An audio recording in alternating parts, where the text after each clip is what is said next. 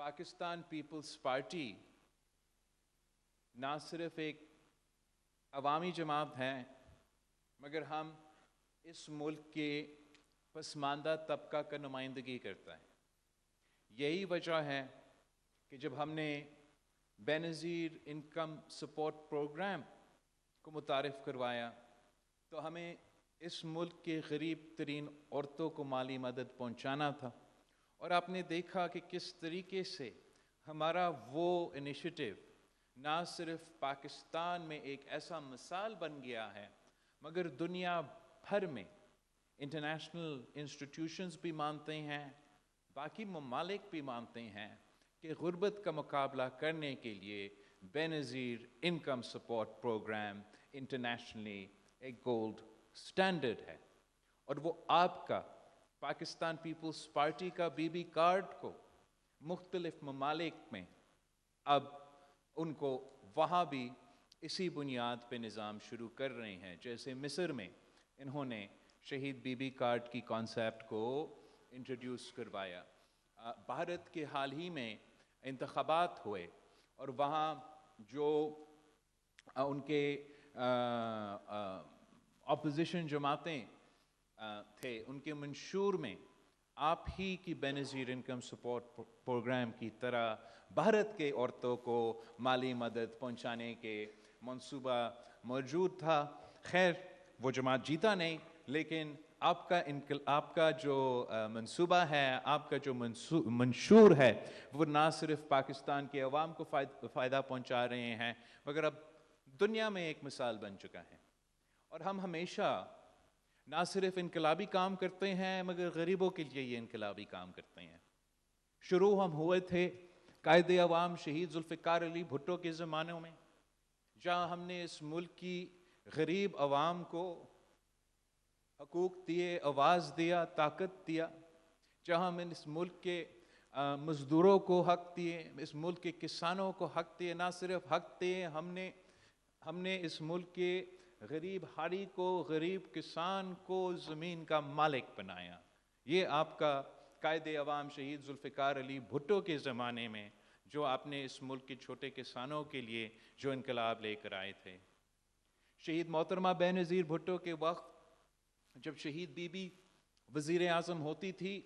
تو اس ملک کے ہر ایک ہاری، ہر ایک کسان، چھوٹے کسان کو یہ معلوم تھا کہ شہید بی بی وزیر اعظم بیٹھی ہے تو ایسی ہی ہے کہ ہاری خود اس ملک کی وزیر اعظم کا عہدہ سنبھال رہے ہیں.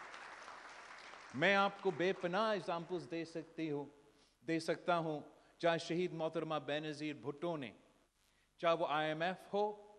چاہے وہ ملک کے معاشی ماہرین ہو یا سو کالڈ ماہرین ہو، ان سب کو منع کر کے پاکستان کی پوری معیشت کو ایسے چلاتی تھی کہ سب سے پہلے فائدہ اگر میرے ہاری کو جائے گی، اگر سب سے پہلے فائدہ اس ملک کے کسان کو جائے گا تو آخر اس ملک کی پورا کا پورا معیشت کو وہ فائدہ پہنچے گا. ایک تاریخی اگزامپل وہ یہ ہے کہ شہید محترمہ بے نظیر بھٹو کے زمانوں میں ہمارے ہاں جو آلو کا کاشت تھا اس میں ایک بمپر کراپ موجود تھا. اور جس طریقے سے حکومت کے پالیسیز نے حال ہی میں ہمارا ویٹ کا کراپ کو نقصان پہنچایا، دوسرے معیشت کے ذرائع معیشت کے شعبے میں نقصان پہنچا گیا، تو ان زمانوں میں اسی طریقے سے ہمارا غریب کسانوں کا، ہاریوں کا معاشی قتل کا خطرہ تھا کہ یہ جو انہوں نے آلو کاشت کیے تھے وہ اب بیچ نہیں سکتے تھے، اس کا وہ قیمت نہیں مل رہا تھا. تو شہید محترمہ بے نظیر بھٹو نے فیصلہ کیا کیا؟ تب بھی IMF ہوتا تھا، تب بھی پاکستان میں معاشی بحران تھا، تب بھی کسی نہ کسی بہانے ہمیں کہا جا رہا تھا کہ ہمارے پاکستان ایک نازک دور سے گزر رہا ہے. مگر شہید محترمہ بے نظیر بھٹو نے یہ فیصلہ کیا کہ یہ سارے جو ماہرین ہیں بین الاقوامی یا اسلام آباد میں اور ادھر کراچی میں بیٹھے ہوئے، ان سے زیادہ میں جانتی ہوں میں اس ملک کی منتخب وزیر اعظم ہوں، میں اس ملک کی عوام کا نمائندگی کر. اور شہید بی بی نے یہ دلیر فیصلہ لیا کہ حکومت وہ آلو کا جو فصل تھا وہ حکومت خریدے گی. پورا اسلام آباد میں بیٹھے ہوئے بابو جو ہے وہ چیخ اٹھے، یہ بی بی اب کیسے کرے گی، پیسے نہیں ہیں، ہم خریدیں گے تو کریں گے کیا ان کے ساتھ. تو شہید محترمہ بینظیر بھٹو نے کہا کہ مجھے کوئی پرواہ نہیں، آپ یہ تمام آلو خرید کے سمندر کے مچھلیوں کو کھلا دے، مگر میرا ملک کا کسان، میرا ملک کا ہاری بھوکا نہیں سوئیں گے. جب صدر زرداری نے اس ملک کی صدارت پہلی دفعہ سنبھالا تو جو نقصان پہنچایا گیا تھا پاکستان کی معیشت کو اپنی جگہ، خاص طور پہ پاکستان کی زرعی معیشت کو، جو ہمارا معیشت کی بیک بون ہے، وہ پوری دنیا کے سامنے تھا. پاکستان جو اپنے آپ کو ایک زرعی ملک کہلاتا تھا، صدر زرداری کا اس ملک کا صدر بننے سے پہلے گندم باہر سے منگواتا، چاول باہر سے منگواتے تھے، چینی باہر سے منگواتے تھے. آپ کا پاکستان کا عوام کا ٹیکس کا روپیہ کا پیسہ ڈالر میں کنورٹ کر کے باہر یوکرین کے کسانوں کو، روس کے کسانوں کو، یورپ کے کسانوں کو، امریکہ کو کسانوں کو دلوا کے ہم اپنا سامان خرید رہے تھے. پاکستان کا کسان، پاکستان کا ہاری، پاکستان کا زرعی شعبہ بالکل ہی تباہ اور برباد ہوا. تو صدر زرداری نے کیا کیا؟ صدر زرداری نے یہ فیصلہ کیا کہ وہی پیسہ، وہی روپیہ جو میں ڈالر میں کنورٹ کر کے جا کے کسی یوکرین کا کسان کے جیب میں دلوا کے، ان کا مہنگا فصل یہاں منگوا کے، ان کا گندم جو ہم کھا بھی نہیں سکتے وہ منگوا کے، یہ نقصان پہنچانے کے بجائے صدر زرداری نے بھی اتنا ہی بہادر اور اتنا ہی ویژنری فیصلہ لیا جیسے شہید بی بی. صدر زرداری نے یہ طے کیا کہ وہی پیسہ میں کسی بین الاقوامی کسان کے جیب میں نہیں، میں پاکستان کا کسان کا جیب میں دلواؤں گا.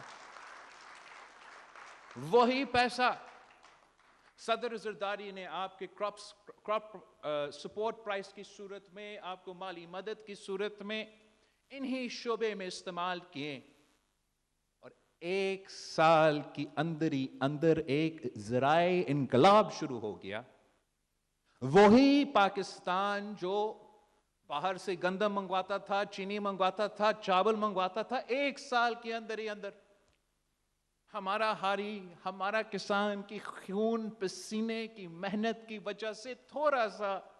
اپنا ہی حکومت کی مدد کے بعد وہ نہ صرف پاکستان کا پورا ضروریات وہ مکمل کر رہے تھے،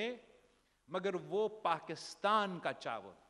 پاکستان کا چینی، پاکستان کا گندم باہر بیچ رہے تھے، ایکسپورٹ کر رہے تھے، اور آپ کا پورا معیشت پیروں پہ کھڑا ہو گیا. آج جب ہم پاکستان کی معیشت کا جائزہ لیتے ہیں اور ہمیں نظر آ رہا ہے کہ ہر طبقے پریشان ہیں، ہر طبقے مشکلات کا سامنا کر رہے ہیں، تو ہمارا ذمہ داری ہوتے ہیں بطور آپ کے منتخب نمائندے، ہم نے فیصلے کرنے ہیں آپ کے لیے تاکہ ہم آپ کے مسائل حل کر سکیں، چاہے وہ آپ کے ذرائع معیشت کے حوالے سے ہو، معیشت کے حوالے سے ہو، قانون سازی کے حوالے سے ہو. یہ تو ہمارا کام ہے، یہی وجہ ہے کہ آپ نے ہمیں منتخب کیا ہے. تو ہمیں ہمارا جنریشن کا جو کسان ہیں، جو ہاری ہیں، میں ان کے لیے بہت ہی परेशान हूं। खौफ ये है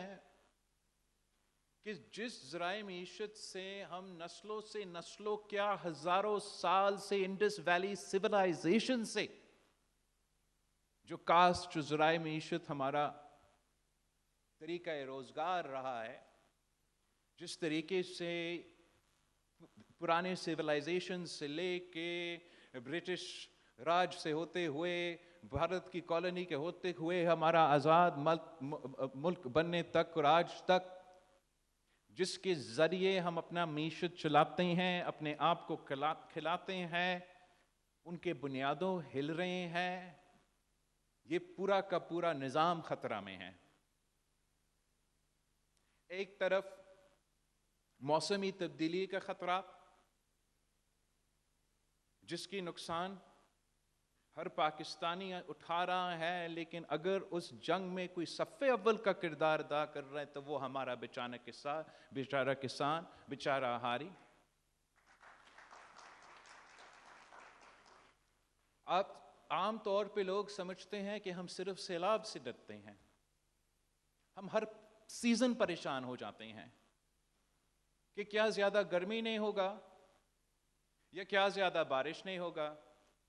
क्या कम पानी होगी या ज्यादा पानी होगी। एंड ये बाकायदा ये सवाल हम हर 10 साल बाद नहीं पूछते सिर्फ जब सैलाब आते हैं, हम हर फसल के लिए ये परेशानी रखते, और ये एक हकीकत बन गया है मौसमी तब्दीली की वजह से। इसके साथ साथ एक बहुत बड़ा साजिश चल रहा है इस मुल्क में, माफियाज की तरफ से, बड़े बड़े जो कारोबारी तबके हैं उनकी तरफ से, बड़े बड़े सनतकारों की तरफ से, बड़े बड़े मिल मालकान की तरफ से, बैनुल अक़वामी कुव्वतों की तरफ से, कि हम ज़राए शोबे को डीरेगुलेट करें। जैसे ज़राए शोबे से डीरेगुलेट अगर हम करते हैं तो फिर ये शोबा जो है वो खड़ा हो जाएगा।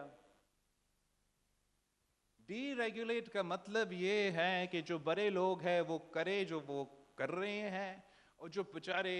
गरीब लोग हैं, पसमानदा तबका है, हारी है, किसान है, उनको मदद ना करे। इस बुनियाद पे एक डीरेगुलेशन चल रहा है। मैं समझता हूं कि जिस वक्त मौसमी तब्दीली हमारे